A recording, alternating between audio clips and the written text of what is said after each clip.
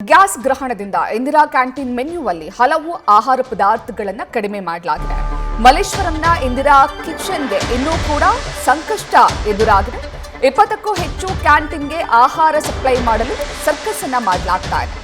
ಇದೇ ಇಂದಿರಾ ಕಿಚನ್ನಿಂದ ಸುತ್ತಮುತ್ತಲಿನ 20ಕ್ಕೂ ಹೆಚ್ಚು ಕ್ಯಾಂಟೀನ್ಗೆ ಆಹಾರವನ್ನ ಸಪ್ಲೈಯನ್ನ ಮಾಡಲಾಗುತ್ತೆ. ಸದ್ಯ ಶೇಕಡ 80ರಷ್ಟು ಸಿಲಿಂಡರ್ ಸರಬರಾಜನ್ನ ಮಾಡಲಾಗ್ತಾ ಇದೆ ಇಂದಿರಾ ಕ್ಯಾಂಟೀನ್ಗೆ. ಆದರೂ ಕೂಡ ಸಮಸ್ಯೆ ಸಂಪೂರ್ಣವಾಗಿ ಬಗೆಹರಿದಿಲ್ಲ ಅಂತ ಸೂಪರ್ವೈಸರ್ ಹೇಳ್ತಿದ್ದಾರೆ. ನ್ಯೂಸ್ ಫಸ್ಟ್ಗೆ ಇಂದಿರಾ ಕಿಚನ್ನ ಸೂಪರ್ವೈಸರ್ ಈ ಬಗ್ಗೆ ಮಾಹಿತಿಯನ್ನ ನೀಡಿದ್ದಾರೆ. ಇನ್ನು ಸಿಲಿಂಡರ್ ಸಮಸ್ಯೆ ಬಗ್ಗೆ ಇಂದಿರಾ ಕಿಚನ್ ಸೂಪರ್ವೈಸರ್ ಜೊತೆ ನಮ್ಮ ಪ್ರತಿನಿಧಿ ಚಂದನ ಮಾತುಕತೆ ನಡೆಸಿದ್ದಾರೆ. ಬನ್ನಿ ನೋಡೋಣ. ಕ್ಯಾಂಟೀನ್ ಕಡಿಮೆ ದುಡ್ಡಲ್ಲಿ ಕ್ವಾಲಿಟಿ ಊಟ ಸಿಗುವಂತ ಜಾಗ. ಆದರೆ ಮಧ್ಯಪ್ರಾಚ್ಯದ ಯುದ್ಧದ ಎಫೆಕ್ಟ್ ಒಂದು ರೀತಿ ಇಂದಿರಾ ಕ್ಯಾಂಟೀನ್ಗಳ ಮೇಲೂ ಬಿದ್ದಿತ್ತು. ಕಳೆದ ವಾರ ಬೆಂಗಳೂರಿನ ಸಾಕಷ್ಟು ಇಂದಿರಾ ಕ್ಯಾಂಟೀನಲ್ಲಿ ಮಧ್ಯಾಹ್ನದ ಊಟದ ಸಮಸ್ಯೆ ಆಗ್ತಾ ಇತ್ತು. ಅಂದರೆ ಬೆಳಗ್ಗೆ ಬ್ರೇಕ್ಫಾಸ್ಟ್ ಸಿಗ್ತಾ ಇದ್ರೆ ಮಧ್ಯಾಹ್ನದ ಊಟ ಸಿಗೋದಕ್ಕೆ ಒಂದು ರೀತಿ ಕೊರತೆ ಉಂಟಾಗಿತ್ತು. ಅದಕ್ಕೆ ಕಾರಣ ಕಮರ್ಷಿಯಲ್ ಸಿಲಿಂಡರ್ ಅಭಾವ. ಸದ್ಯ ನಾನೀಗ ಬೆಂಗಳೂರಿನ ಮಲ್ಲೇಶ್ವರಂನಲ್ಲಿರುವಂಥ ಇಂದಿರಾ ಕ್ಯಾಂಟೀನ್ ಕಿಚನ್ನಲ್ಲಿದ್ದೀನಿ. ಅಂದರೆ ಇಲ್ಲಿಂದ ಸುಮಾರು 20ಕ್ಕೂ ಹೆಚ್ಚು ಇಂದಿರಾ ಕ್ಯಾಂಟೀನ್ಗಳಿಗೆ ಆಹಾರ ಸರಬರಾಜಾಗುತ್ತೆ. ಅಂದರೆ ಬೆಳಗ್ಗೆ ತಿಂಡಿ ಇರ್ಬೋದು, ಮಧ್ಯಾಹ್ನದ ಊಟ ಇರ್ಬೋದು, ರಾತ್ರಿ ಊಟ ಇರ್ಬೋದು, ಇಲ್ಲಿಂದಾನೇ ಸರಬರಾಜಾಗುವಂಥದ್ದು. ಅಂದರೆ ಕಳೆದ ವಾರ ಅಭಾವ ಇದ್ದಿದ್ದರಿಂದ ಒಂದು ರೀತಿ ಊಟ ಪ್ರಿಪೇರ್ ಮಾಡೋದಕ್ಕೆ ಒಂದು ರೀತಿ ಕೊರತೆ ಉಂಟಾಗಿತ್ತು, ಸಿಲಿಂಡರ್ನ ಕೊರತೆ ಉಂಟಾಗಿತ್ತು. ಆದರೆ ಈಗ ಪರಿಸ್ಥಿತಿ ಒಂದು ರೀತಿ ಸುಧಾರಣೆ ಆಗ್ತಾ ಇದೆ ಅಂತ ಹೇಳ್ಬೋದು.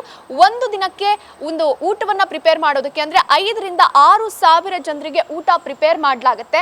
ಆದರೆ ಆ ಒಂದು 6 ಸಾವಿರ ಜನರಿಗೆ ಊಟ ಪ್ರಿಪೇರ್ ಮಾಡೋದಕ್ಕೆ 5ರಿಂದ 6 ಸಿಲಿಂಡರ್ ಬೇಕಾಗಬಹುದು. ಆದರೆ ಈಗ ಸದ್ಯ ಒಂದು 90% ಸಿಲಿಂಡರ್ ಗ್ಯಾಸ್ ಸರಬರಾಜು ಆಗ್ತಾ ಇದೆ ಅನ್ನುವಂಥ ಮಾಹಿತಿ ಸಿಗ್ತಾ ಇರುವಂಥದ್ದು. ಅಂದರೆ ಕಳೆದ ವಾರಕ್ಕೂ ಈ ವಾರಕ್ಕೂ ಯಾವ ರೀತಿ ಪರಿಸ್ಥಿತಿ ಇದೆ ಅನ್ನೋದನ್ನ ತಿಳ್ಕೊಳ್ಳೋದಕ್ಕೆ ಇಂದಿರಾ ಕ್ಯಾಂಟೀನ್ ಕಿಚನ್ ಸೂಪರ್ವೈಸರ್ ಆದಂಥ ಚೇತನ್ ಅವರು ಇದ್ದಾರೆ.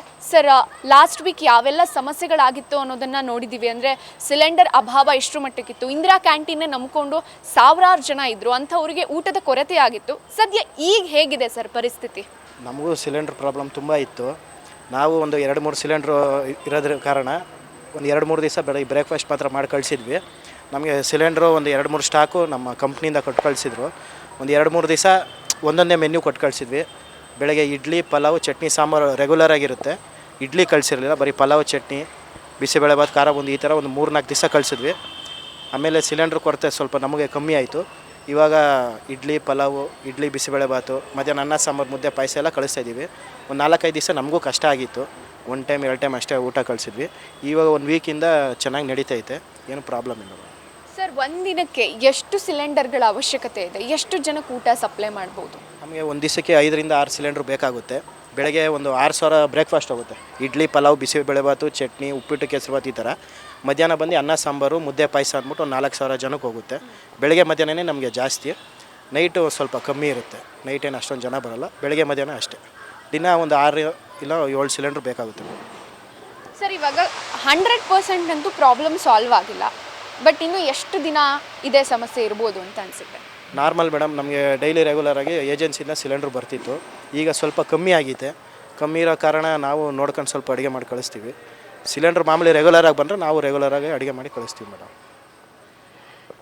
ಇದು ಇಲ್ಲಿನ ಸೂಪರ್ವೈಸರ್ ಹೇಳ್ತಾ ಇರುವಂಥ ಮಾತು. ಅಂದರೆ ಇರೋ ಸಿಲಿಂಡರ್ನಲ್ಲೇ ಅಡ್ಜಸ್ಟ್ ಮಾಡಿಕೊಂಡು ಊಟವನ್ನು ಸರಬರಾಜು ಮಾಡಲಾಗ್ತಾ ಇದೆ. ಯಾಕಂದರೆ ಇಂದಿರಾ ಕ್ಯಾಂಟೀನ್ ಊಟವನ್ನೇ ನಂಬಿಕೊಂಡು ಸಾವಿರಾರು ಜನ ಇದ್ದಾರೆ. ಅಂಥವರಿಗೆ ಸಮಸ್ಯೆ ಆಗಬಾರ್ದು ಅನ್ನೋ ನಿಟ್ಟಿನಲ್ಲಿ ಒಂದಷ್ಟು ಸಿಲಿಂಡರ್ಗಳು ಬರ್ತಾ ಇದೆ, ಅದರಲ್ಲೇ ಮ್ಯಾನೇಜ್ ಮಾಡ್ತಾ ಇದ್ದೀವಿ. ಆದರೆ ಒಂದಷ್ಟು ಮೆನ್ಯೂಗಳನ್ನು ಕಟ್ ಮಾಡಿದ್ವಿ ಬಿಟ್ಟರೆ ಊಟಕ್ಕೆ, ತಿಂಡಿಗೆ, ರಾತ್ರಿ ಊಟಕ್ಕೆ ಯಾವುದೇ ಸಮಸ್ಯೆ ಆಗ್ತಾ ಇಲ್ಲ ಅನ್ನುವಂಥ ಒಂದು ಮಾತುಗಳನ್ನು ಹೇಳ್ತಾ ಇರುವಂಥದ್ದು.